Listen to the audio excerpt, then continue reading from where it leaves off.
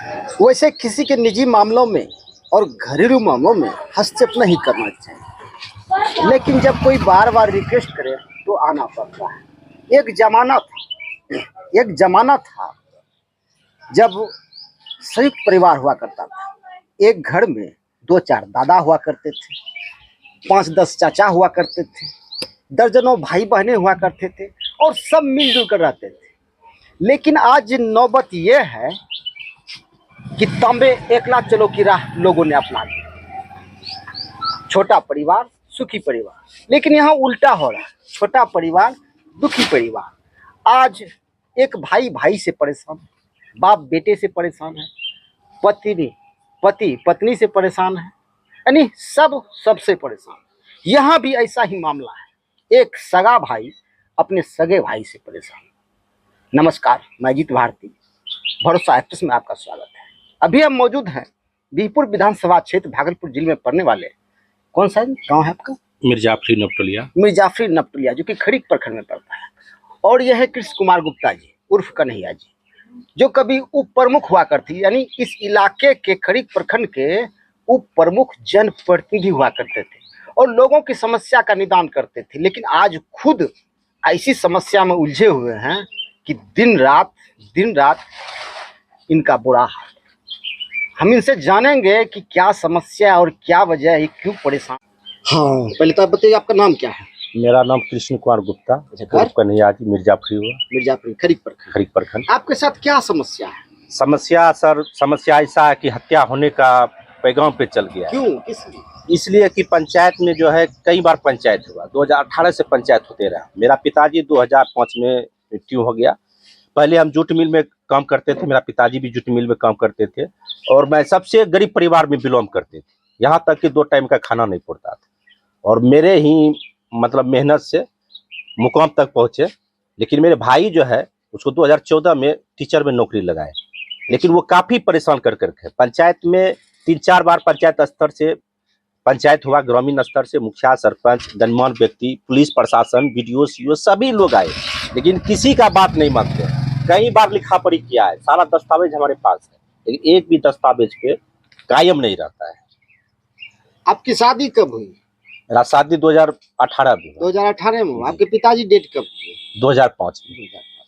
यानी पिताजी के डेट तक आपकी पिताजी, मेरा शादी भी 2005 में हुआ था। आपकी शादी तक सब कुछ ठीक ठाक रहा, सब चीज भाई में मेल जोल रहा। हाँ। आप कमाते रहे जी, भाइयों का मदद करते रहे, ये सब चीज ठीक चलता। हाँ। कब से खराब हुआ मामला? जब उनकी शादी हुआ तब से खराब हुआ। सबसे खराब। हाँ। क्या क्या समस्याएं हुई? समस्या ये हुआ कि जब उनका शादी, जब मेरा पिताजी 2005 में खत्म हुआ और उसको हम पढ़ाई लिखाए, वो मात्र में 12-13 साल का था, 8वां पढ़ता था। उसको हम अपने स्तर से जूट मिल में नौकरी करते थे, पढ़ाई लिखाए। पढ़ाने लिखाने के बाद उसको अपने स्तर से शिक्षा विभाग में नौकरी लगवाए। टीचर है अभी कंचनपुर कदवा में। वो मास्टर नहीं है, दमंग है। मास्टर का कल्चर शिष्टाचार अलग रहता है, लेकिन उससे हट के है। क्या नाम है उसका? राजा राम शाह है। आपका भाई है? जी, सगा भाई। हाँ। और दमंग टीचर का के वो कहता है, दमंग टीचर का नेता है। अभी तो राजनीति के खिलाड़ी हैं, आप प्रमुख रह चुके हैं, तो भाई के ऊपर में आप कानूनी कुछ एक्शन नहीं लिए? भाई के ऊपर बहुत कानूनी एक्शन लिए। सारा विभाग में हम जो आवेदन दे चुके हैं, एसपी, डीएसपी, जिला अधिकारी, एसडीएम, एसडीओ, सारा विभाग को दिए हैं। अच्छा, चलिए, आप सबसे पहले अपनी समस्या को लेकर पंचायत में गए होंगे? जी, पंचायत में गए। क्या हुआ पंचायत में वहाँ पे मुखिया स्तर से सभी वो लोग जुटे, गणमान्य व्यक्ति जुटे, पंचायत किया गया। सारा बात को पार्ट वाइज रखा गया। पंचायत हुआ। पंचायत में स्टाम्प पेपर पे लिखा पढ़ी हुआ, 3 बार लिखा पढ़ी हुआ। उसका साक्ष्य मेरे पास है। 3 बार पंचायत हुआ है, साक्ष्य मेरे पास में, स्टाम्प पेपर। लिदाम क्या लिख के वो लिखा पढ़ी कर लेते हैं, पंचायत में भी दस्तखत कर लेते हैं, उसके बाद बोलते हैं पंचायत नहीं मांगेंगे। यानी पंच जो कहते हैं वो बात का कोई मायने नहीं रखता है। बोलता है हम पैसा वाला है, हम पैसा से हम देख लेंगे। सारा पुलिस प्रशासन हमारे पैकेट में रहता है। उसके बाद थाने भी गए होंगे? थाने भी गए, कई बार थाना गए। थाना भी जो है बुलाया गया, उसको हाजत में बंद किया। थाना में पंचायत हुआ। कौन सा थाना आपका पड़ता है? खरीक थाना, प्रखंड खरीक प्रखंड। पहले इसके पहले सूबेदार पासवान थे, पंकज कुमार थे और विनोद कुमार थे। तीनों के बीच में भी पंचायत वहाँ थाना स्तर से हुआ। थाने में क्या क्या हुआ? थाना में यही हुआ कि जो बात है वहाँ रखे, समस्या रखे, वहाँ भी थाना पे लिखा पड़े हुआ, बॉन्ड हुआ, वो भी मेरे साक्ष्य में, सारा चीज इस साक्ष्य में। मामले में कितनी बार थाना गए आप? कम से कम 15-20 बार, 20 बार गए। 15-20 बार निदान हुआ? कुछ नहीं निदान कुछ नहीं हुआ। क्या हुआ? कई बार जो हमको मार के जो है हमको माइंड डिस्टर्ब भी कर दिया है। इसके पहले भी हम आपके सामने जो न्यूज बनाए थे, दिए थे, उसमें वो कई बार जो है बार जो मेरे माइंड डिस्टर्ब करने के लिए टॉर्चर करते रहते हैं। कई बार अच्छा, मैंने थाने में निदान नहीं हो, उसके बाद आप कहाँ गए? उसके बाद पंचायत में गए, पंचायत में भी पंचायत हुआ, उसमें भी स्टाम्प पेपर पे सारा चीज लिखा पड़ी हुआ, उसका भी निदान नहीं हुआ।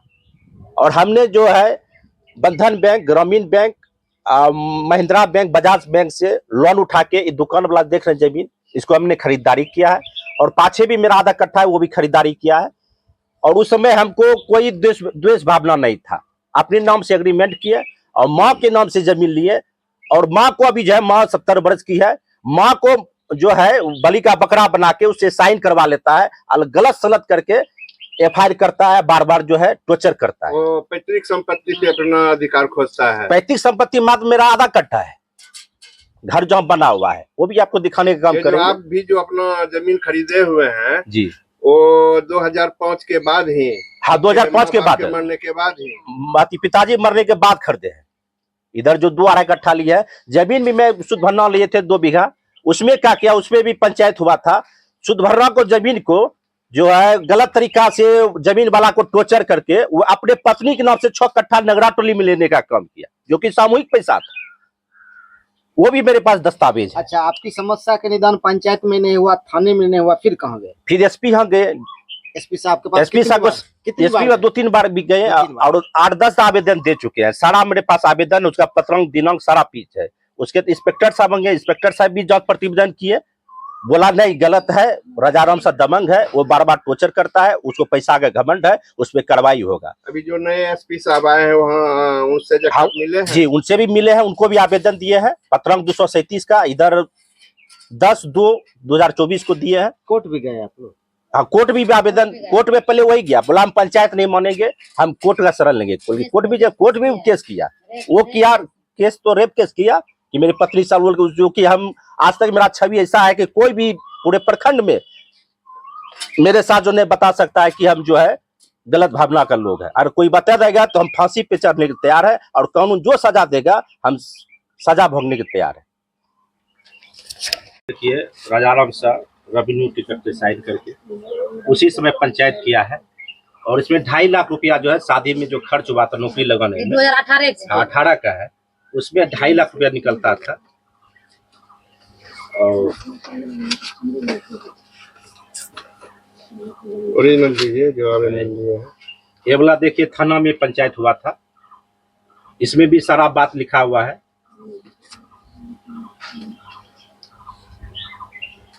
ये सुधरना वाला जमीन है, सुधरना का जमीन सामूहिक करके और पत्नी के नाम से जो है 6 कट्ठा ये कबला लिया है। सारा डिटेल्स जो है SP साहब के महोदय आवेदन दिए थे, वही कागजात है।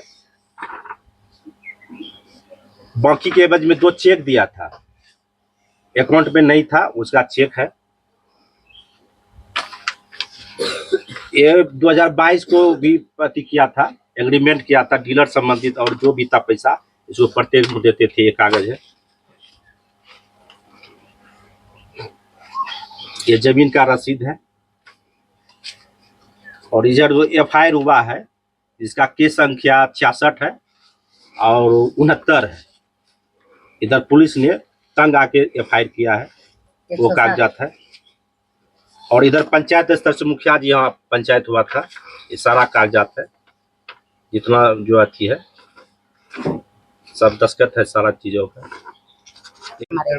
हम यही रिक्वेस्ट करते हैं सबसे, मुखिया से, सरपंच से, प्रशासन से, सबसे निवेदन हम यही करते हैं, शांति चाहिए, हमको कुछ नहीं चाहिए, जो हम किए वो हम। गुप्ता जी के खास भाई राजाराम गुप्ता पेशे से शिक्षक, एक शिक्षक होते हुए घर में रोज कलह होना, ये तो समझदारी बात नहीं है। उनको चाहिए, शिक्षक हैं, समझदार व्यक्ति हैं, बैठ के इस समस्या का निदान करें। लोग शांति से जीना पसंद करते हैं, कलह में जीवन नहीं। तो आपने सुना कि एक भाई अपने सगे भाई से परेशान है, आज से नहीं बरसों से परेशान। जब ये दोनों भाई के बीच मामला शुरू हुआ, पंचायत में गया, एक बार नहीं 2 बार 3 बार पंचायत में पंचनामा बना, बॉन्ड पेपर भरा गया, आप इतने पर रहें, आप इतने पर रहें, उसका कोई मायने नहीं।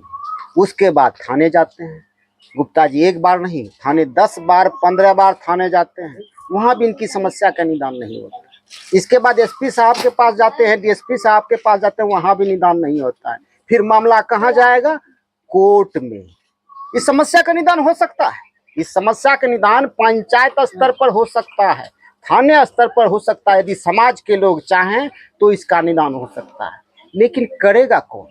एक भाई भाई से परेशान है, आज थाने के चक्कर लगा रहे हैं, पंचायत के चक्कर लगा रहे हैं, कल कोर्ट के चक्कर लगाएंगे। यही होता है, यही वजह है कि अदालतों में केसों का अंबार लगा हुआ है।